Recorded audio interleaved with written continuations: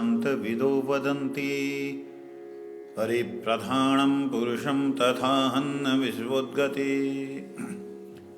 कारणं ईश्वरं वा तस्मै नमो विघ्नविनाशाय।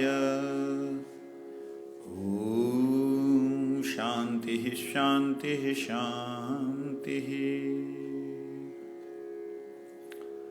हम लोग श्रवण कर रहे हैं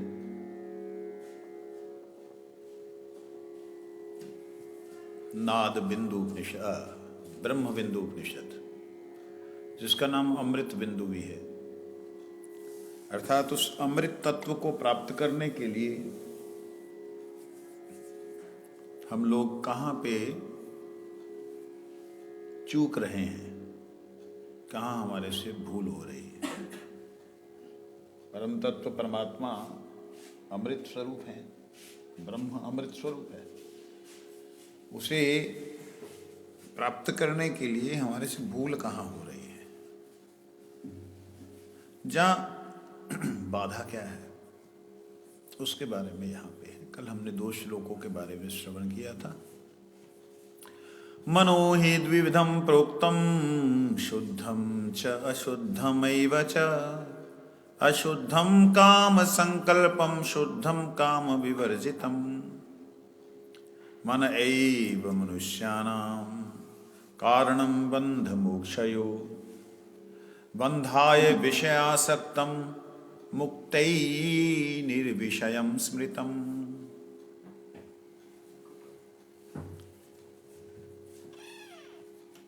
कहते हैं मन ही मनुष्यों के बंधन एवं मोक्ष का प्रमुख कारण है।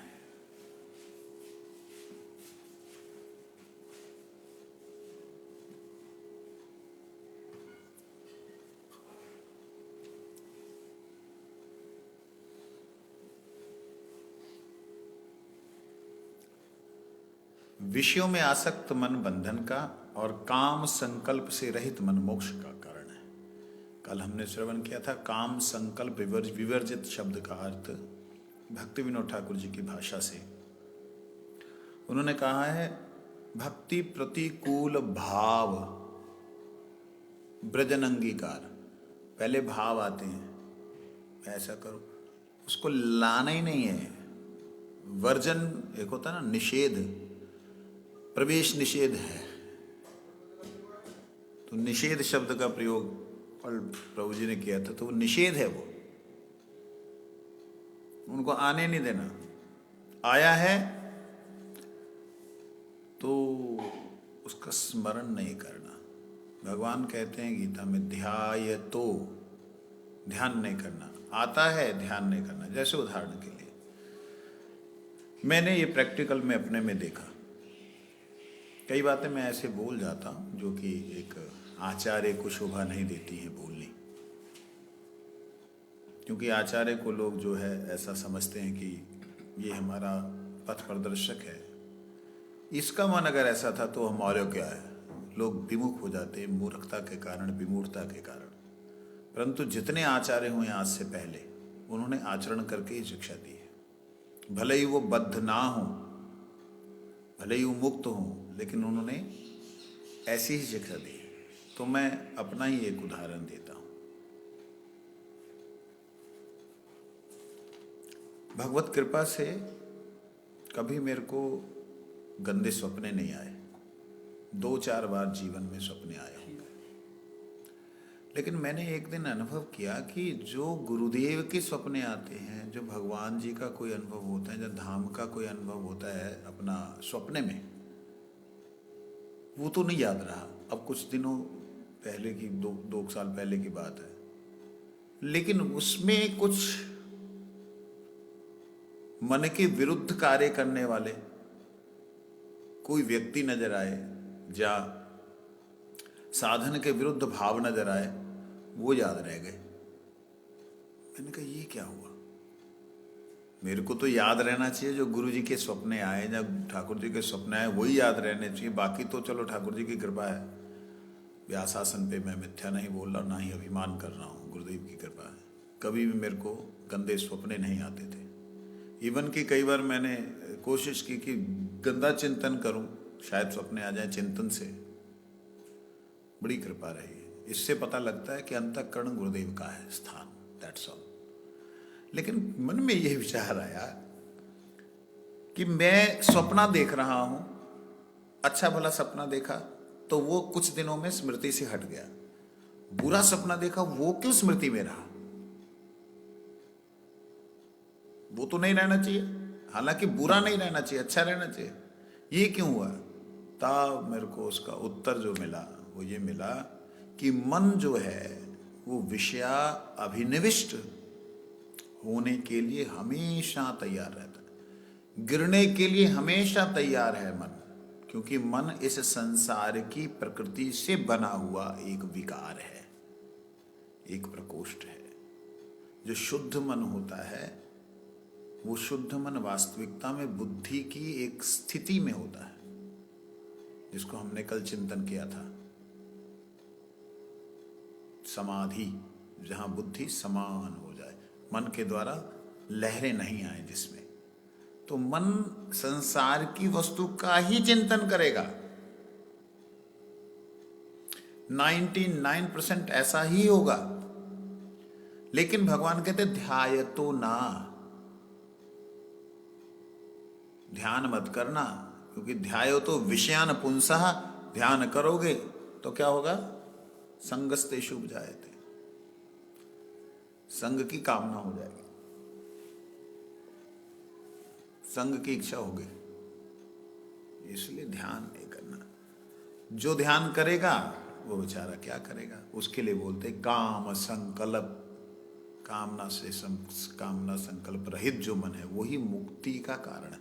हम कामना संकल्प विवर्त होएं तभी हम संभव हो सकता। तो कैसे होंगे? उसका भी साधन है। सुन रहे हो? तुम्हारा समर्थन या वो नहीं मिल रहा ना, इसलिए पूछ रहा हूं।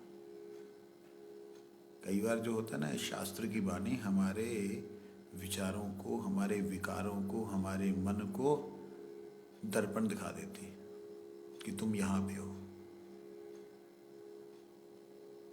क्योंकि शास्त्र गुरु ये कभी भी जीव को जो है अकल्याण नहीं कर सकते, दर्पण दिखा देते। उससे क्या हमने करना है?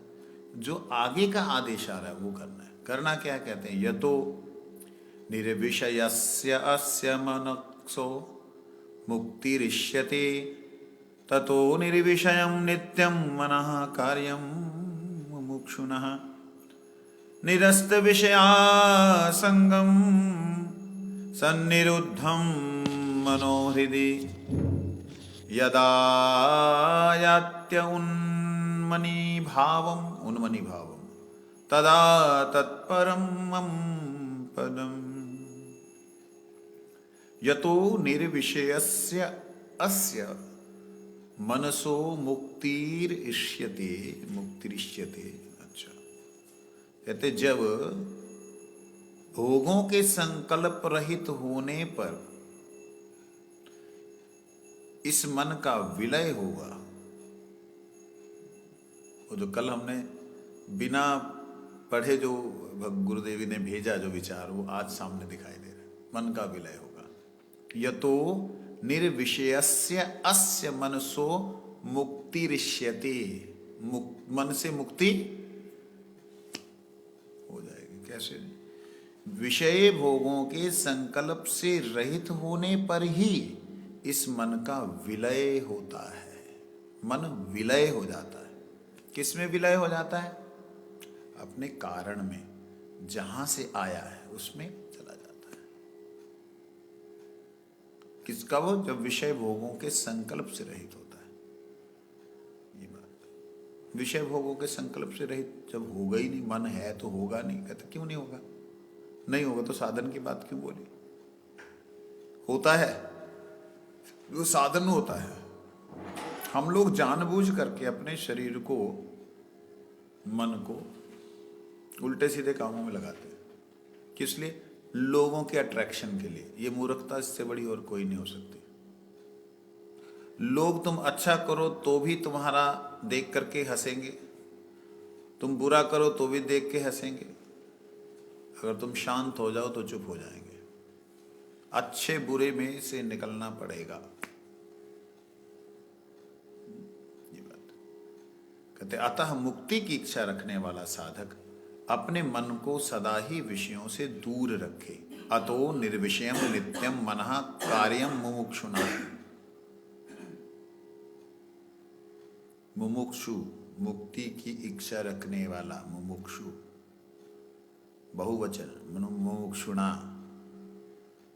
जो मुक्ति की इच्छा रखने वाले लोग हैं वो अपने अतोहो निर्विषयम नित्यम मनः, मन को निर्विषय करो।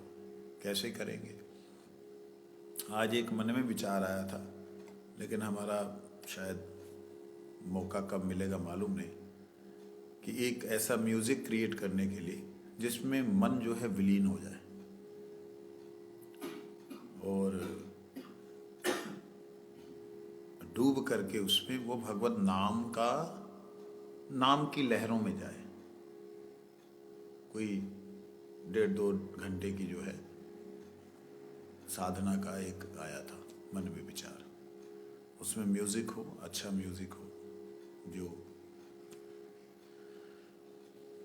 संपूर्ण शरीर को शांत करते हुए मन के अंदर की क्रिया, एक मन में आया था। परंतु निर्विषय ऐसे नहीं हुआ जाता। ये होगा कुछ समय के लिए।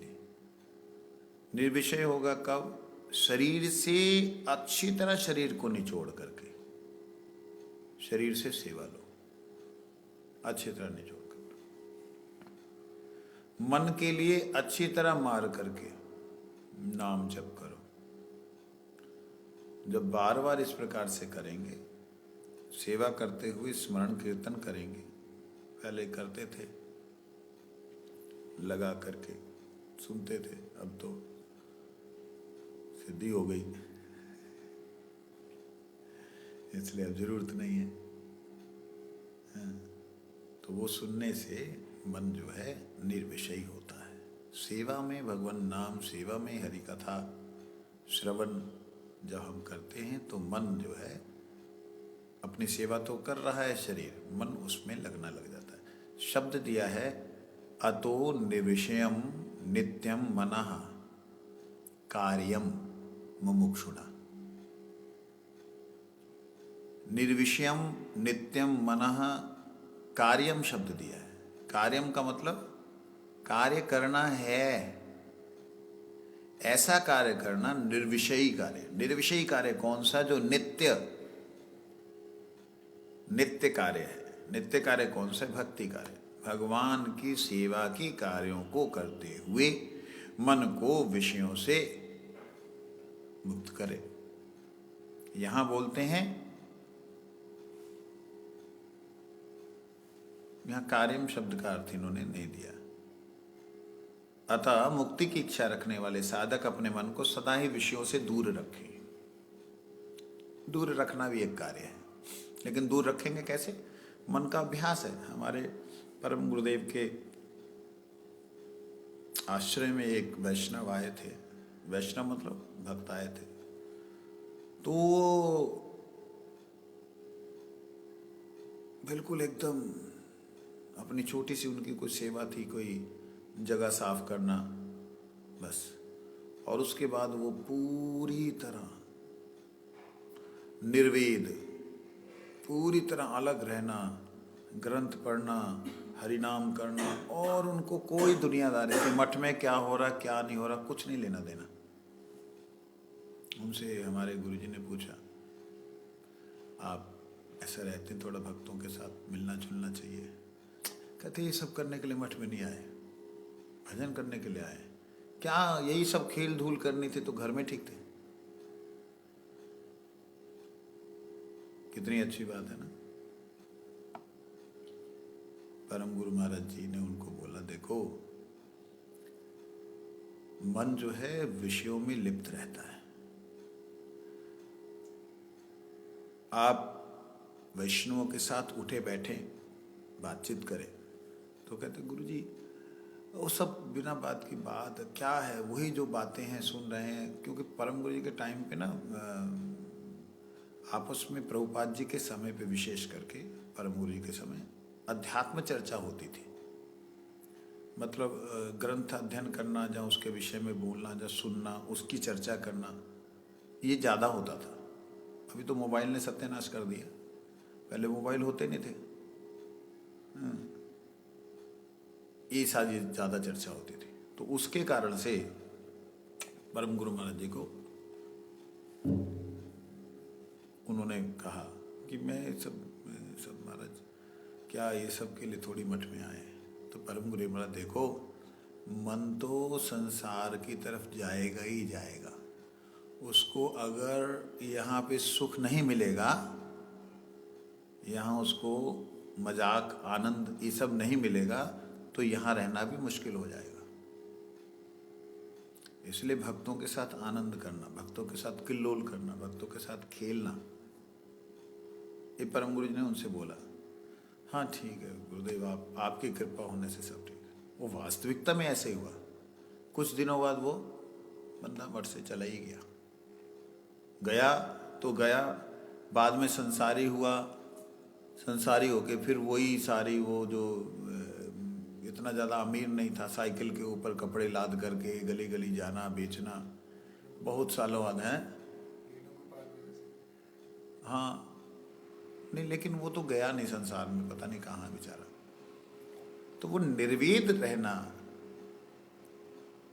ज्ञान रहित रहना एक अलग बात है। एक है अतो निर्विषयम नित्यम मनः, मन को निर्विषय करते हुए कार्यम। कौन सा कार्य? मुमुक्षुना, मुक्ति की इच्छा रखने वाले कार्यों को तो करना ही पड़ेगा। मुक्ति की इच्छा रखने वाले कार्य कौन से? मुक्ति शब्द का अर्थ आप लोग, रिक्वेस्ट है कि उल्टा सीधा ना ले लेना। कई लोग मुक्ति भक्ति और उसका अर्थ करते ना। मुमुक्षुना मतलब इस संसार से मुक्त होना, बंधन से मुक्त होना केवल। लेकिन कार्यम करने के लिए बोला है। कौन से कार्य? जो भगवान की सेवा के कार्य। जब हम सेवा के कार्य करेंगे तो मन लगेगा। जैसे उदाहरण के लिए मुसीबत समझ के करना, आ गया काम, कैसे करूं, बस फट फट कर दे छुट्टी, किसी भी तरह से। जैसे अब मैंने वो कर रहा था अपना कुछ औषधि का कार्य, तो उस औषधि को कार्य को करने के लिए बड़ा मतलब लगन से लगना पड़ता है। और तेज कर दिया, बल गया, अरे तेज करने से उसकी जो अंदर की भाप है उसमें नहीं रहेगी। एक लिमिट तक उसको हीट देना है, इस लिमिट में ही पकाना है, तब औषधि बनेगी। नहीं तो वाष्प से उड़ करके उसका जो है सुगंध और उसके जो तत्व चले जाएंगे।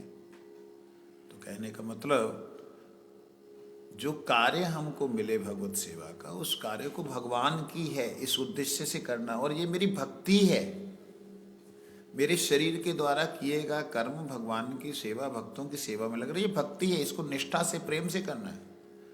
अगर हम नहीं करेंगे तो मन विषयों में जाएगा ही जाएगा। क्यों? आपका वो अभ्यास अच्छा था, उसको दोबारा से बनाओ। हरि कथा श्रवण करते हुए, है ना, गुरु जी की बहुत सी ऑडियो हैं, कीर्तन है, वो उसको चलते हुए करो। वो एक माहौल भी अच्छा बनता है, उसके साथ किया करो। आगे बोलते, निरस्तः विषयासंगा सन्निरुद्धम मनोहृदय। निरस्तः विषयासंगा, निरस्तः विषयासंगम, विषयों का संग जो है उसको निरस्त करो। विषय स्त्री पुरुष संगठित कोई भी बात को ना करो। आजकल तो स्त्री पुरुष को छोड़ो, स्त्री स्त्री पुरुष पुरुष। ग्राम्य कथा, ग्राम्य कथा कहते सन्निरुद्ध मनोहृदय, उसको सन्निरुद्ध, मन में ही सन्निरुद्ध कर दो, उसको निरुद्ध कर दो, निरोध कर दो, रोक दो। हृदय में तो घुसने ही ना दो। मनोहृदय, मन में आएगा तो हृदय में जाएगा। किसी बात को मन में सोचोगे तो हृदय में जाएगा, उसका काम है, वो फ्लो है एक। समझे नहीं? आज के समय में जिस लेवल का लिखा है, समाज उससे बहुत ज्यादा नीचे गंदा गिर गया। शास्त्र में तो कई चीजें मतलब एक लेवल तक लिखी है कि यहाँ तक गंदा हो जाएगा, उसके डबल नीचे पहुंच गया है। शास्त्र में भी उसका वो नहीं है सोल्यूशन नहीं लिखा। शास्त्र को क्या पता था ये तो उम्मीद से ज्यादा ही नीचे गिर जाएगा इसमें। जो उस समय भी था। समझे आज के समय में जैसे आप जैसे बातें हैं, ठीक है, आज के समय में प्रैक्टिकली ऐसा होता है कि मठ के अंदर या मंदिरों के अंदर लोग, हम लोग कहते हैं, शास्त्र कहता है कि इस चीज को बचने के लिए मंदिर में जाओ या इससे मिलो उससे मिलो, वो उनकी सोच से भी नीचे गिर गया हुआ है। वो मठ मंदिर बना ही कई बार उसके लिए कर देते हैं। मतलब मैंने ऐसा देखा है शास्त्र के लेवल से भी नीचे गिर गया। देखिए, प्रभुपाद जी ने इसलिए मठों का निर्माण किया क्योंकि देखा कि एकांत में जब जाता है जीव, वहां कब गिरता है उसे पता ही नहीं लगता, और गिरता है तो फिर गिर ही जाता, फिर उठने का उसका चांस ही नहीं रहता। उन्होंने मठों का निर्माण किया, मंदिरों का निर्माण किया कि इसमें संग रहेगा। संग के कारण थोड़ा भय से गिरेगा भी, तो भय से, और भय के कारण, लज्जा के कारण अपने आप को सावधान रखेगा। परंतु जिसने नहीं मानना, नहीं सुनना, उसके लिए तो कोई शास्त्र की वाणी नहीं है। परंतु जो हम पढ़ रहे हैं बड़ा सुंदर लग रहा है। मतलब ये सब चीज़ें पढ़ने से या इनको याद करने से सामने से मालूम पड़ता है कि चलना कैसे। मेरा प्रश्न है कि ये जिस लेवल की बात ये करी है, उससे भी गंदी स्थिति आ गई है उसमें। वो तो बहुत भयंकर स्थिति है। अभी तो उसमें कुछ नहीं, मतलब अपने आप को ही हमने शास्त्र के शासन को स्वीकार करते हुए अपना उद्धार स्वयं करना होगा। ऐसी बात नहीं कि जो आज की स्थिति है पहले नहीं थी। मैं सतयुग से भी अगर देखता हूं तो पहले से भी ऐसा है, था। असुरों के जो गुरु हुए हैं उन्होंने आसुरिक शिक्षाएं दी हैं। वासनाएं, कामनाएं, गंदी गंदी तरीके से भोगना, ये सब चीजें आदिकाल से चली आ रही हैं। परंतु हमें कैसा चलना है ये हम अपने आप को देखें। हमारे को चलाने या चलने के लिए अगल बगल कौन सी ऐसी जगह है जहां पर गंदगी नहीं है। बाहर क्यों जाए, अपने शरीर में देख लेना। मैं जब साधना कर रहा था तो साधना के समय में हरिभक्ति विलास ग्रंथ को मैं बीच बीच में पढ़ता था। तो उसमें लिखा था कि जब ये साधना करेंगे तो आप अपने निम्न अंगों को नहीं देखेंगे, मलमूत्र के स्थान को देखना भी नहीं है। यहां तक बोला, क्योंकि साधना करते समय एक तरह से बवंडर उठता है हमारे भीतर। जो है ना, साधना मतलब एक तरह से तूफान है, चक्रवात की तरह। चक्रवात जानते हैं, हवा जो घूमती है तो मट्टी तक को उड़ाने लग जाती है। वो चक्रवात की तरह हमारे जन्म जन्मांतरों के संस्कार जो दबे हुए, पड़े हुए, मरे हुए, सड़े हुए, ये यहां के नहीं, इस बार के नहीं, संचित जो है, उन संस्कारों को भी ये हिला देता है साधन। जब हिलाता है तो बिल्कुल आंखें धुंधली हो जाती हैं, आंखें बंद हो जाती हैं, ऐसी स्थिति आ जाती है। तो ऐसी स्थिति में व्यक्ति क्या करेगा? चल तो नहीं सकता, किसी का सहारा लेके बैठ जाए, पकड़ के बैठ जाए। तो उस स्थिति में जब वासनाएं उठती हैं, क्रोध उठता है, ये सब होता है। क्रोध उठता है, लोभ उठता है, मोह, पागल हो जाता है अगर उसको कोई छोड़ के चला जाए तो। क्रोध, मेरे को बोल दिया, इतनी इतनी बात पे क्रोध होने लग जाता है। किसी किसी व्यक्ति का कुछ कुछ होता है, ऐसा नहीं सबको एक जैसा सारे के सारे उठते हैं, ऐसा नहीं है। इनमें से किसी का विशेष संस्कार होता है, वो विशेष संस्कार सामने आके खड़ा हो जाता है। विशेष संस्कार, ठाकुर जी को ठंडी लगे बेटा, श्रृंगार ऐसा किया करो ठंडियों में जिससे पता लगे यहाँ की ठंडी क्या है।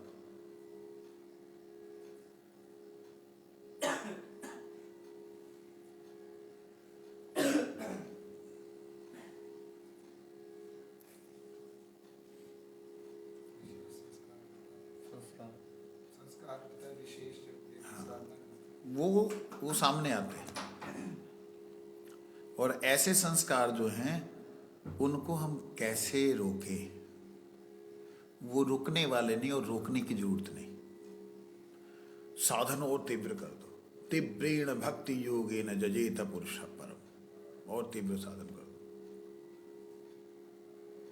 शरीर को और लगा दो, मन को और लगा दो, तब जाके होता है, ऐसे नहीं है। और एक बात बता दूं, भगवत नाम की सिद्धि प्राप्त होने पर भी, भगवान के नाम की कृपा होने के बावजूद भी, अगर हम लोग ये सोच लें हम सिद्ध हो गए और हमको अब साधन की जरूरत नहीं है, तो समझना वहीं से गिरना शुरू हो गया। तो आप जो कह रहे हैं और लगा दो, आप हरिनाम की बात कर रहे हैं या सेवा की, या दोनों? दोनों को बोल रहा हूँ, शरीर और मन। मन को मतलब माला में, माला करने के समय मन तो लगाना जरूरी है। शरीर को, दोनों को निचोड़ना है। देखो इन्होंने हमारी बहुत कुछ ले ली, शुरू से हमारी सारी एनर्जी ले ली, सारी, बचपन से, मतलब जन्म होने के बाद से इन्होंने हमारी सारी एनर्जी को नष्ट कर दिया। आत्मा को इस वक्त पूरी तरह वीक कर दिया, कमजोर कर दिया कि आत्म भाव में स्थित नहीं है, जो बोले वो मन सुनता नहीं है।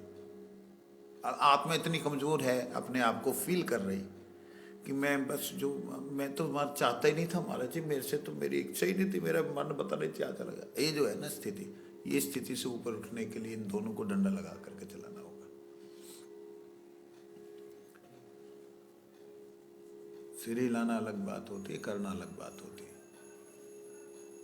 जैसे मैंने किसी को बोला, मैंने कहा प्रभु आपका चलना ठीक हो जाएगा अगर आप इस तरीके से चलोगे। हाँ जी ठीक है जी। चला नहीं तो कैसे ठीक होगा? हो सकता है कभी नहीं होगा, वो हो जाएगा ठीक अगर व्यक्ति चलेगा तो। इसी प्रकार से यहाँ बोलते निरस्तः विषयान संगम, विषय संग को निरस्त करो, अर्थात जो विषय संग है उससे उसको हटाओ। पहले तो ये काम करो और फिर उसके बाद में सन्निरुद्ध मनोहृदय, उसको सम्यक रूप से निरोध कर दो। बाय द वे गलती से हम जाते हैं, आते फिरते हैं, बहुत दुनिया में घूमते हैं, या कोई मोबाइल ही देख रहे हैं, उसके अंदर ही कोई गंदी चीज़ें आ जाती हैं सामने, कुछ ऐसे छोटी छोटी जो है 15-20 सेकंड 10 सेकंड की कोई गंदी चीज़ें जाती, कहते हैं सन्निरुद्धम मनो, उसको मन में घुसने नहीं देना। कैसे नहीं घुसने देना? साथ साथ दूसरा उठाओ, गुरुजी का श्रवण करो, साथ साथ करो, उसको स्मरण करो जो गुरुजी ने भी बोला, तब जाके मनो हृदय में नहीं प्रवेश करेगा। कहते यदा यत्य उन्मनी भाव, ये बड़ा सुंदर शब्द है, उन्मनी भाव, तदा तत्परमं पदम। कहते यदा, जब, यात, इस प्रकार का उन्मनी भाव हो जाएगा। उन्मनी भाव मतलब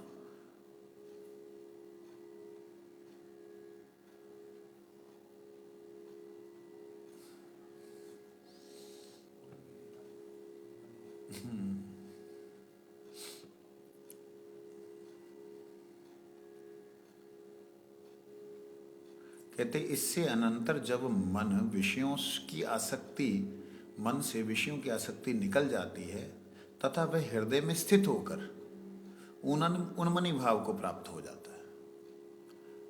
मतलब मन से जब विषयों की आसक्ति निकलती है तो वह अपने पुनः प्रज्ञा वाली स्थिति में आ जाता है। उन्मनी भाव मतलब जहाँ वहाँ मन का कोई भी स्थिति नहीं, उन्मनी हो जाता है। मन ही जो है वो खत्म हो जाता है, एक तरह से विलीन हो जाता है, उदासीनता आई जाती है, उस भाव में प्राप्त हो जाता है। उस वक्त वो जो चिंतन करता है ना, आत्मचिंतन, वो आत्मचिंतन में कहीं व्यवधान नहीं होता। जैसे श्री राधा बोलता है, श्री राधा जी के चरण जैसे चिंतन करता है, वो तो फिर वो मतलब उसको कोई भी संसार की कोई डिस्टर्बेंस नहीं चाहिए, फिर वो उसी भाव में जाने की इच्छा होती। तो ऐसा बहुत विचित्र होता, बड़ा गुरुदेव को देखा इस प्रकार से। कहते तब वह उस परम पद को प्राप्त कर लेता है।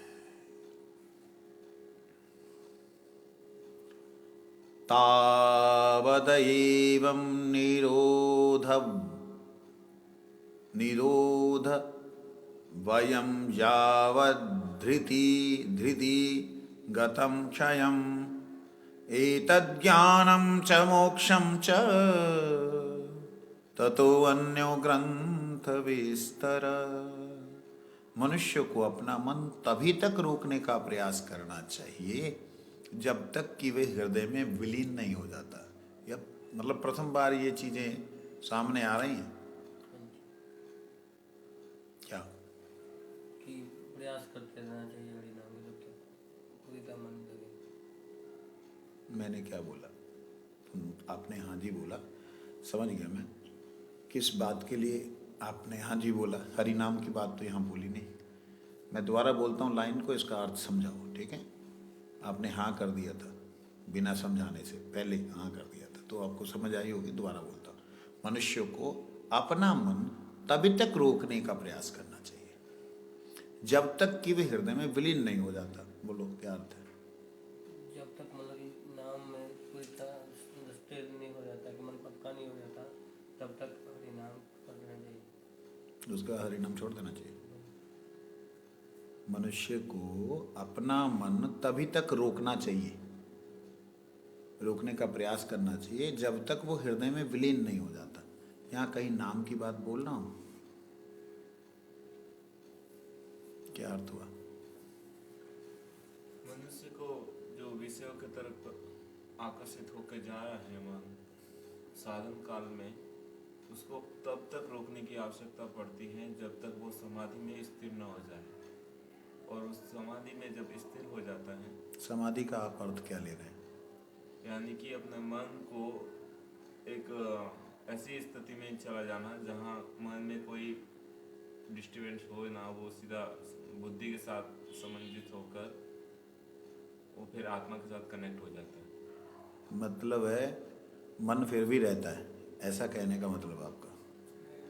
आप बोलो। मेरे को तो इसमें वो इतान विधान योग श्वेत धीर सर्वमाम पृथ्वी वाली जो बात है, सारे वेगों को जब वो करके व्यक्ति धीर हो जाता है, उसके बाद ही वो आगे का चिंतन जो है बिना व्यवधान के करता है।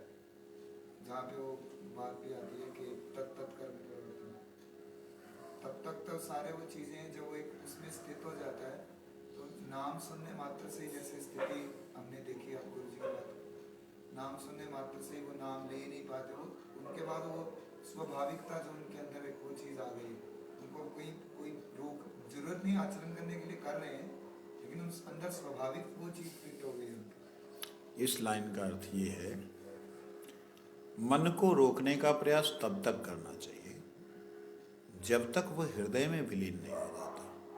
हृदय में विलीन होने का मतलब है मन का अपना अस्तित्व खत्म नहीं हो जाता।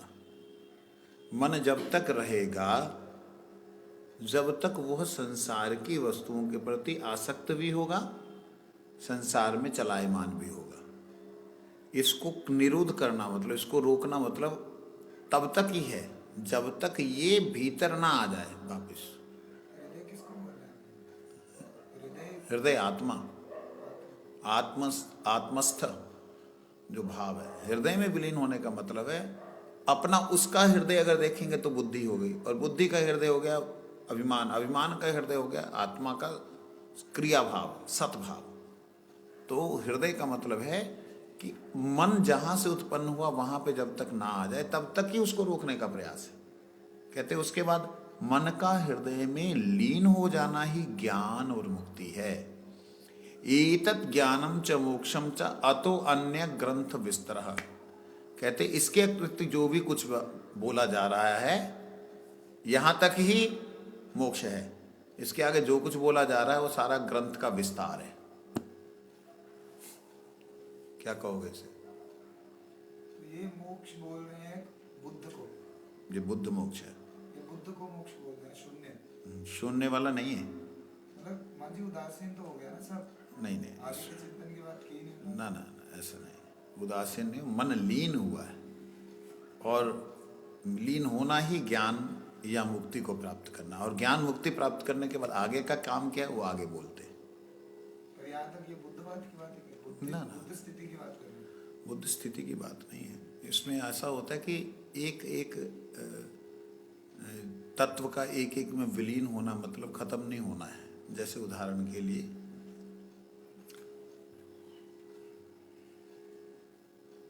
जल में से रस तत्व को अगर खत्म कर दें, जल में से रस खत्म कर दें तो अग्नि रह जाती है, तो उसमें रस नहीं दिखाई देता, लेकिन अग्नि है। अग्नि से रस हुआ था, जल हुआ था।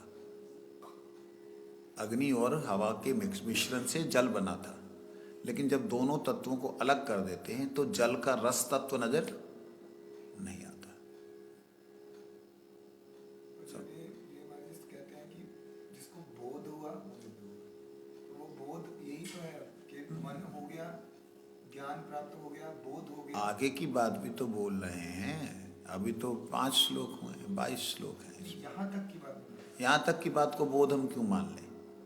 उन्होंने बोला है कि इसके अतिरिक्त जो है वो ग्रंथ का विस्तार है, जो बोला जा रहा है वो ग्रंथ का विस्तार है। वास्तविकता में मन यदि हृदय में गया, हृदय में भगवान विराजमान है, भगवान विराजमान है जहाँ उनके चरणों में मुक्ति विराजमान है, और जहाँ जिनके पद जो है मुक्ति पद, जिनको मुकुंद कहते हैं, जो मुक्ति ददाती थी मुकुंदा। भगवान वाला तो अभी आपने जोड़ा। अरे बाबा, उसको तो तभी जोड़ेंगे ना, आगे तो आएगा। जहाँ तो ग्रंथ विस्तार होता तो यहाँ खत्म हो जाता, तो यहाँ तो खत्म उन्होंने किया नहीं। आगे जो बोल रहे हैं उसको देखना चाहिए क्या बोल रहे हैं, नहीं समझे?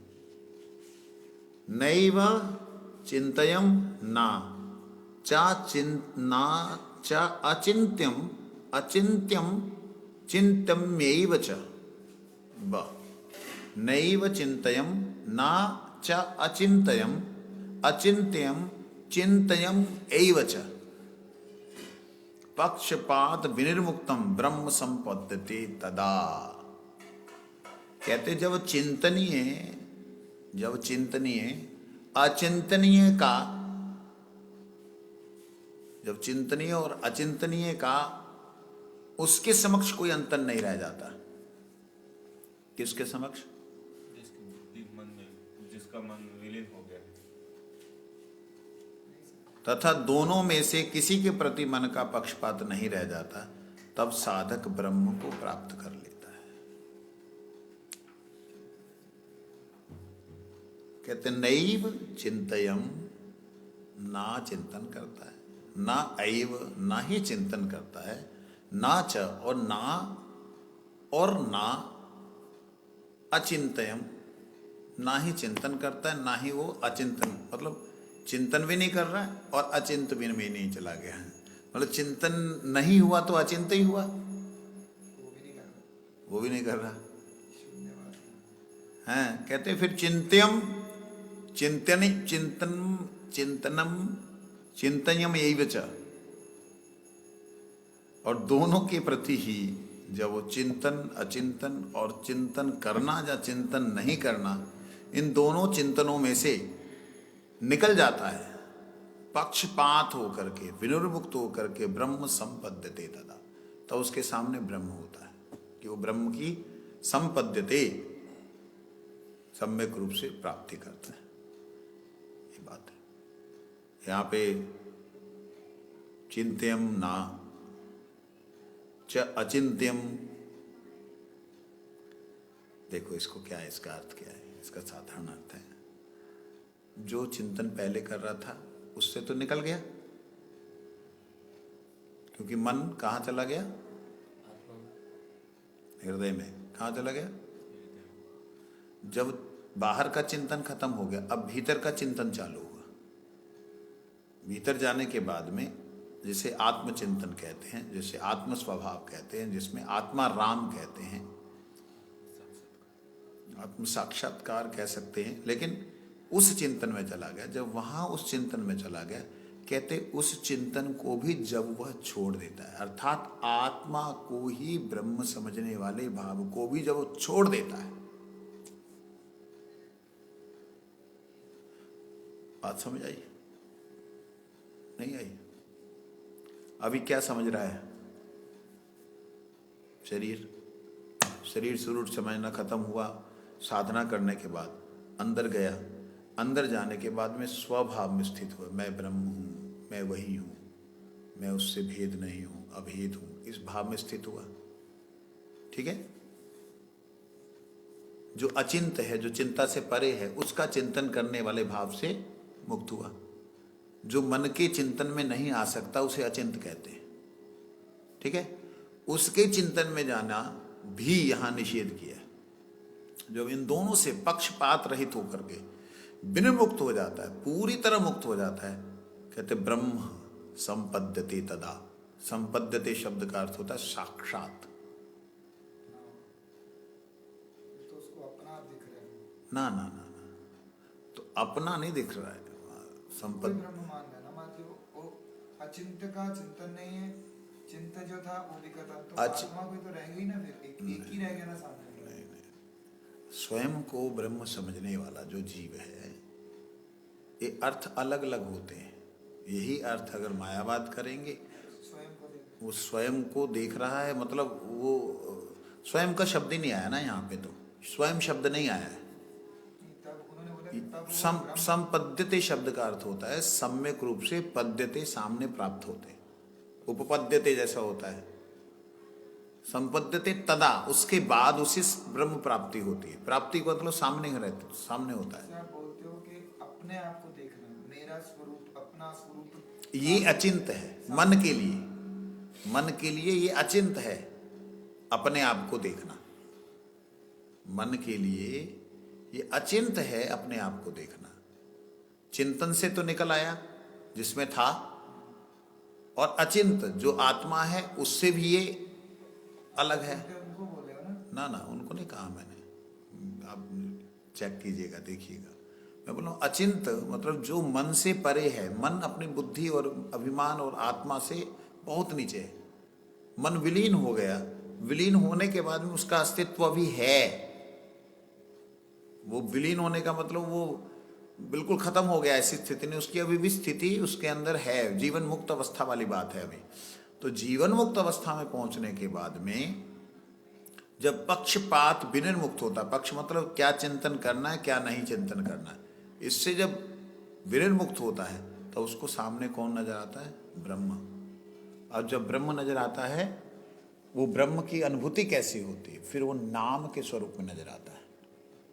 कैसी अनुभूति? नाम के स्वरूप में। ध्यान दीजिए, स्वरेन, स्वरेन स्वर के द्वारा, संधेयम, स्वरेन संधेय योगम, स्वरम स्वर, भाव्यते परम, भाव्यत भाव्येत परम, अस्वरेन ही भावेन भावो ना भाव इष्यते।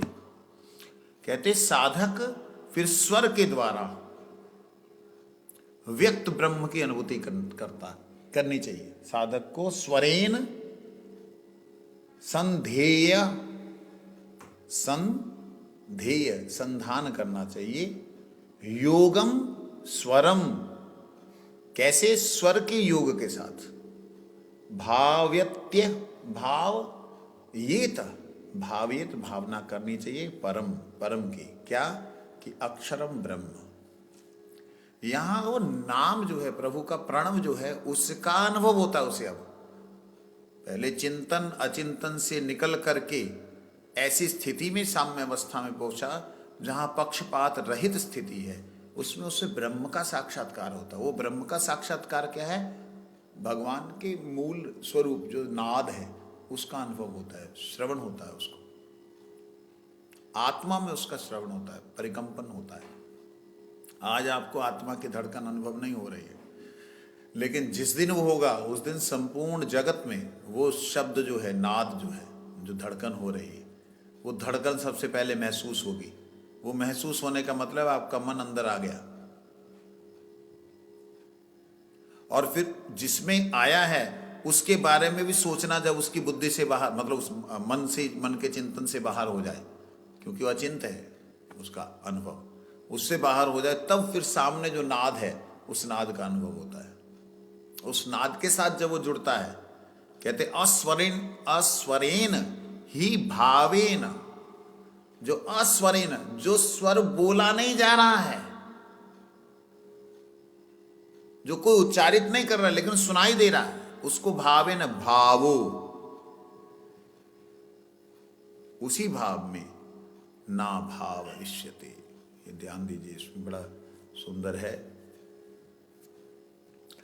साधक को स्वर अर्थात प्रणव के द्वारा व्यक्त ब्रह्म की अनुभूति करनी चाहिए, व्यक्त ब्रह्म की अनुभूति करनी चाहिए, तथा इसके पश्चात अस्वर द्वारा प्रणव के अतीत अव्यक्त ब्रह्म का चिंतन करना चाहिए। प्रणवातीत उस श्रेष्ठ, अब आगे बात है, प्रणवातीत उस श्रेष्ठ परब्रह्म की प्राप्ति की भावना के माध्यम से भाव रूप में जो अभाव है, भाव रूप में अभाव, भाव रूप में अभाव मतलब जो स्वरों को छोड़ गया, जो नाद को छोड़ गया, उस अभाव से भी रहित होना चाहिए। बड़ा विचित्र है। गुरुजी ने एक बार बोला था, इसको आज याद आ रहा है। गुरुजी कहते यहां से सबसे सूक्ष्म तत्व अगर कुछ है, आकाश से भी सूक्ष्म अगर है, तो क्या है? शब्द। और उस जगत में अगर सबसे स्थूल कुछ है तो है शब्द। समझाई कुछ? तो यहां जो शब्द हमारे, जो प्रणव हमारे लिए सर्व सूक्ष्मतम तत्व है, वो प्रणव नहीं, वो स्वर। वहां जाकर के स्वरों का स्थिति खत्म हो गई, वहां भावात्मक स्थिति पहुंच गई। बाप रे, बड़ी अलग है। कहते हैं प्रणवातीत उस श्रेष्ठ परब्रह्म की प्राप्ति भावना के माध्यम से भाव रूप में होती है। भावना के माध्यम से भाव रूप में होती है, अभाव रूप में नहीं। यहां जो बोला ना, अस्वरेन ही भावेन भावो, भावेन भावो। कौन सा भाव है तुम्हारा? शांत दास्य साख्य वात्सल्य मधुर गौड़ीय वैष्णव सिद्धांत। अस्वरेन ही भावेन भावो, वो जो अस्वर बाहर से नहीं निकल रहा, भीतर चल रहा है, उसमें भावना की भाव के द्वारा, भावों में भाव के द्वारा उसकी दर्शन होते, उसकी प्राप्ति होती। ना भाव इष्यति, ना भाव के द्वारा, बिना भाव के द्वारा उसका दर्शन नहीं होता। ये बात है। बड़ा सुंदर। और इन्होंने जिन्होंने किया है, राम शर्मा आचार्य जी ने, ये मतलब एकदम शून्यवाद की बात नहीं है। इसमें हालांकि ये उपनिषद जो है, ये ब्रह्म बिंदु उपनिषद है। ये जीव जिस पर ब्रह्म से आया है। तो आपकी घंटी बजने से पता अंदर जाने आया है, उसी में ले जाने की बात है। इस ब्रह्म बिंदु उपनिषद का लक्ष्य है, जीव ब्रह्म था, ब्रह्म में जाना ही इसका परम लक्ष्य। लेकिन परब्रह्म की बात इसमें आ रही है। अब उन्होंने परब्रह्म बोला ना, तब देखता है। हाँ। तो जो पहले श्लोक में जब उन्होंने ब्रह्म देखने की बात की, आपने उसमें बोला कि मन जाता है, मन नहीं, जीव मन को लेके जाके वहां पे विलीन करता है, और फिर चिंता से वो जो जीव जो है, मन को खत्म हो गया वहां पे, फिर ब्रह्म का दर्शन, मतलब अपना ही सामने दर्शन। नहीं, अपना शब्द नहीं है। जब ब्रह्म उसी को बोल रहे हैं, स्वयं को ब्रह्म नहीं बोला। ब्रह्म संपद्यते ध्रुवम, संपद्यते ध्रुवम शब्द आया 8वें श्लोक में। तद ब्रह्म अहम इति, तद ब्रह्म, वह ब्रह्म मैं हूं। तद ब्रह्म अहम इति ज्ञात्वा, क्योंकि तद तब तक था जब नहीं, तब तक नहीं, यहां नहीं। तद एवं निष्कलम ब्रह्म, तद एवं वह निश्चित ही निष्कलम ब्रह्म, निर्विकल्पम, विकल्प रहित है, वो कल्पना, उसको कुछ कल्पना नहीं करने की, निर्विकल्प है। निरंजनम, वो निरंजन है।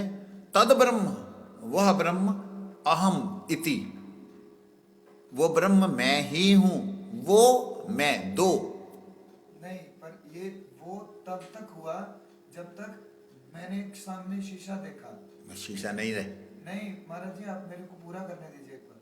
सामने एक शीशा है, ठीक है? कहाँ तुम तद को तुम इदम लगा रहे हो? नहीं महाराज जी, मेरे को पूरा करने दीजिए, मेरे उसको पूरा करने दीजिए। उसने बोला कि तद, जब तक वो चिंतन में था, जब तक उसको ये लग रहा था कि तद वो है, अब उसको समझ में आ गया कि वो कुछ नहीं, वो मैं ही हूँ।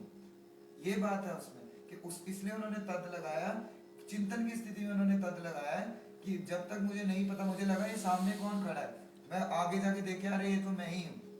ये बात है मैं बोलना चाह रहा हूँ। ये जो आप बोल रहे हैं ना, इसमें संपद्यते ध्रुवम शब्द नहीं आएगा फिर। क्यों संबद्धता का क्या मतलब? हाँ, ये इसमें यही शब्द को समझना होगा। कहते हैं तद ब्रह्म अहम इति, वह ब्रह्म मैं ही हूँ, ज्ञात्वा जानकर, ब्रह्म संपद्यते ध्रुवम। अब उसको उस ब्रह्म का साक्षात प्राप्ति होगी, और कैसी ध्रुव प्राप्ति होगी, और उसके बाद में निर्विकल्पम फलाना दिखाना, फिर आगे का है, आगे कल चिंतन करते हैं इसको। जो मायावादी जो सिद्धांत है उसके अनुसार, जैसा वो बोलते हैं ना, वो सामने दर्पण था, मैंने उसको देखा, मेरे बाद में, वो सब उनका सिद्धांत है। यहाँ जो बोल रहे हैं उसको तो उस तरीके से हमने अर्थ करना ना, हमने तो वैसा अर्थ नहीं करना जैसा वो। मैं उनका सुन के थोड़ी अर्थ कर रहा हूँ, आहा। मेरी बुद्धि भी यही